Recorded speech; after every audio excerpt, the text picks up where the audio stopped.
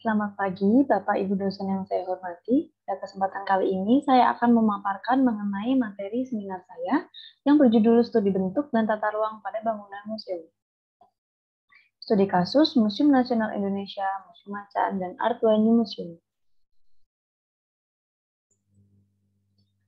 Yang melatar belakangi, pertama, museum adalah tempat atau wadah yang juga dapat disebut sebagai institusi permanen atau kontemporer yang digunakan untuk menyimpan, merawat, dan melestarikan barang, dokumen, dan peninggalan yang tergolong antik. Museum sendiri juga dapat menjadi simbol atau ikon dari suatu sejarah, bahkan untuk mempresentasikan storyline dari suatu wilayah. Yang saya jadikan sebagai studi kasus yang pertama adalah Museum Nasional Indonesia. Museum ini berada di Jalan Merdeka Barat di Jakarta Pusat dan dibangun tahun 1778. Yang kedua ada Museum Macan.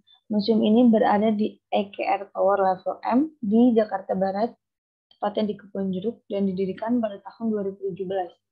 Yang ketiga ada Art Wanyu Museum, lokasinya di Jalan Raja Wali Selatan di Jakarta Pusat.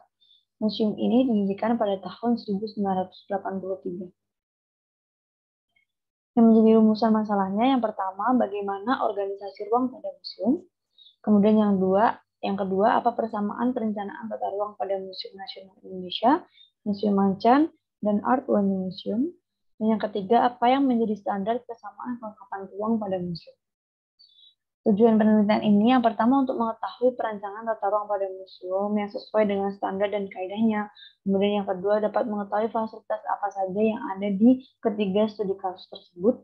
Dan yang ketiga mengetahui standar kebutuhan ruang museum yang berbeda benda pamernya. Dan keempat mengerti persamaan antara ketiga studi kasus museum tersebut. Untuk fungsi museum, sebagai tempat pelestarian, tempat edukatif, informatif, juga sebagai tempat pariwisata. Untuk tujuan museum sendiri, dapat meningkatkan rasa cinta masyarakat terhadap seni dan budaya, kemudian untuk membentuk sebuah ikon baru di suatu wilayah atas keberadaan museum tersebut. Kemudian untuk mewujudkan museum sebagai sarana edukasi dan rekreasi. Kita masuk ke studi bentuk ruangnya. Studi bentuk ruang secara general, yang pertama the point. Karakteristiknya point itu tidak memiliki inti. Kemudian ada blok, di mana blok core itu berada di tengah ataupun di samping.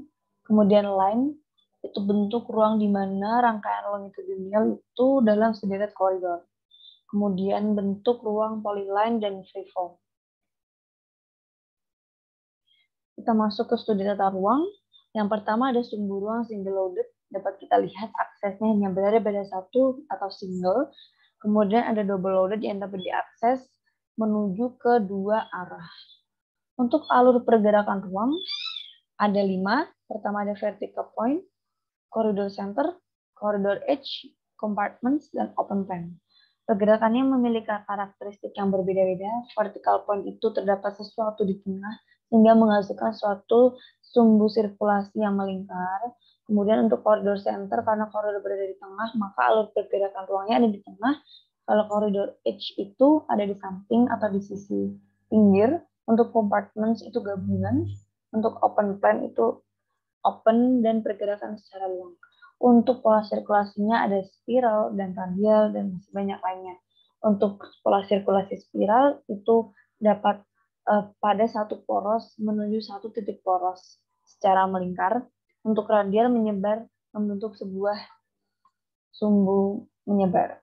Untuk organisasi ruang, ada organisasi ruang terpusat, klaster, dan masih banyak lainnya. Organisasi ruang terpusat itu ada satu inti di tengah digunakan sebagai pusat lalu menyebar mengelilingi inti pusat tersebut.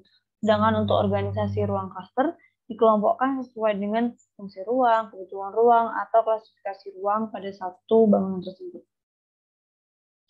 Untuk strategi penelitian, muatan penjelasannya yang akan dipaparkan yaitu pertama bentuk ruang, layout ruang, jenis benda pamer, kemudian yang terakhir jenis museum. Setelah melakukan muatan penjelasan dan dikumpulkan data-data, kemudian dilakukan analisa perbandingan mengenai fungsi sejenis dengan menggunakan sampel dari data yang sudah dijelaskan sebelumnya.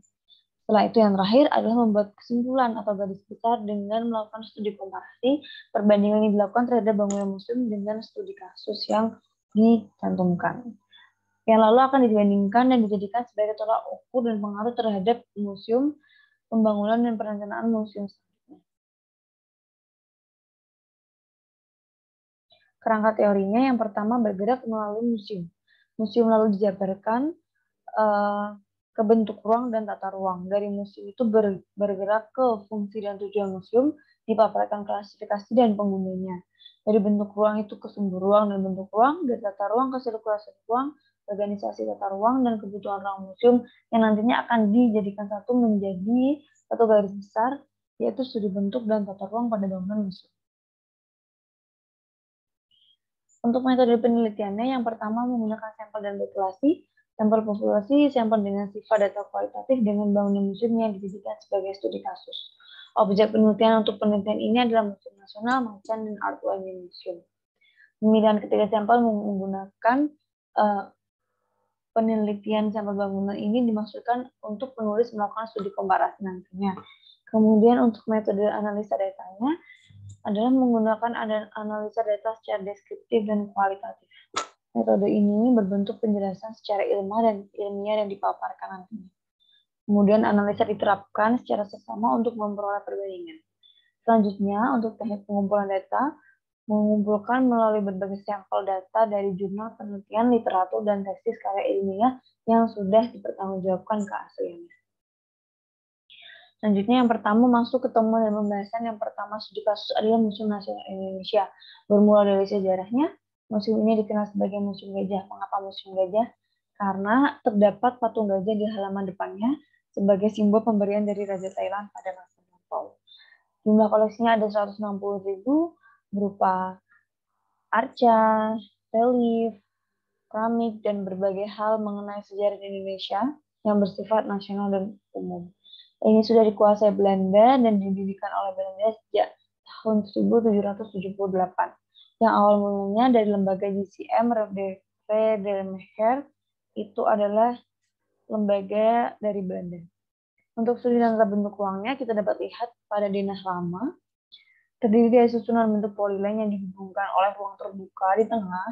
Terjadi perubahan signifikan pada tahun-tahun berikutnya karena Museum Nasional Indonesia ini dilakukan renovasi. Ada sayembara, mereka open sayembara lalu dilakukan renovasi dari sayembara tersebut. Makanya ada bangunan Museum Nasional Lama dan Museum Nasional yang baru.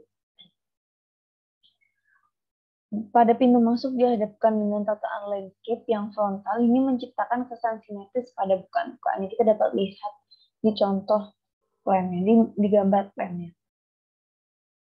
Untuk Museum Macan, museum ini berada di EKR Tower level M. Ini adalah museum koleksi seni modern hingga kontemporer. Luasnya kira-kira 7.100 meter yang didirikan oleh Haryanto Adikusumo. Total karyanya kurang lebih 800 karya. Museum ini dapat kita lihat melalui studi tata dan bentuk ruangnya. Untuk membentuk ruangnya ada freeform, bentuk denah yang tidak simetris dapat kita lihat. Tiap-tiap ruang tertata berhadapan dengan terbagi atas beberapa koridor sehingga menghasilkan sumber ruang double loaded. Kemudian untuk alur geraknya adalah open space floor plan. Untuk ruang tambahan di luar area lokasi tidak tertata secara berurutan atau random, sehingga menghasilkan sebuah organisasi tata ruang klaster atau pola sirkulasi campuran. Yang terakhir ada Art Walking Museum. Awal mula Art Walking Museum adalah sebuah galeri milik kolektor seni yang ada di Jalan Raja Wali. Art Walking Museum ini terdiri dari beberapa cabang awalnya, namun sekarang disatukan menjadi satu kesatuan, yaitu Art Walking Museum ini. Art Walking Museum dibagi menjadi dua, ada Art Walking Museum itu sendiri dan Art Walking Space. Luasnya kurang lebih 4.000 meter persegi dengan khusus sebuah institusi seni. Banyak kegiatan yang dapat dilakukan di sini meliputi pameran, diskusi seni, seminar lokal karya, hingga bedah karya. Untuk studi tata dan bentuk ruangnya, penataannya termasuk tipe freeform, di mana terdapat ruang yang berbentuk tidak beraturan di ruang display lantai dasar. Kita dapat lihat dari skematik desainnya. Pemilihan mood di tiap lantainya pun juga beragam, tidak disamakan antara lantai satu dan lantai lainnya, menggunakan nuansa putih sebagai warna dominannya. Kemudian permainan sharing juga digunakan di sini untuk memberikan pengalaman ruang yang baik bagi para pengunjung. Terdapat sebuah void di lantai 3 yang dibatasi oleh railing besi. Kemudian alur geraknya adalah vertical point, menjadikan ruang main di situ sebagai point of center-nya. Kesimpulan dari studi kasus yang saya ambil dari ketiga studi kasus tersebut, yang pertama, ketiga museum tersebut memiliki kesamaan fungsi bangunan. Terdapat lahan parkir yang memadahi pengunjung museum, adanya kelengkapan ruang yang sesuai standar bangunan museum. Area penerima atau resepsionis berada dekat dengan entrance, sehingga memudahkan pengunjung. Kemudian terdapat dua jenis ruang display pada ketiga studi kasus, yaitu ruang display permanen dan temporer.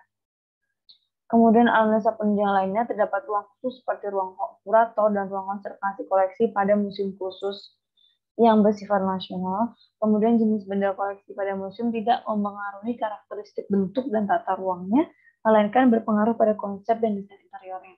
Hal-hal penunjang di samping layout ruang yang baik dan nyaman adalah lighting yang berguna sebagai pembangun ambience dari nuansa pada ruangan sehingga menimbulkan ketertarikan pada benda koleksinya. Dan yang menjadi poin penting bagi tata layout ruang adalah sirkulasi museum setiap kelompok deretan ruang penunjang, koridor, selasar, ataupun ruang komunal. Sekian pemaparan dari saya. Mohon maaf apabila ada kesalahan kata. Terima kasih.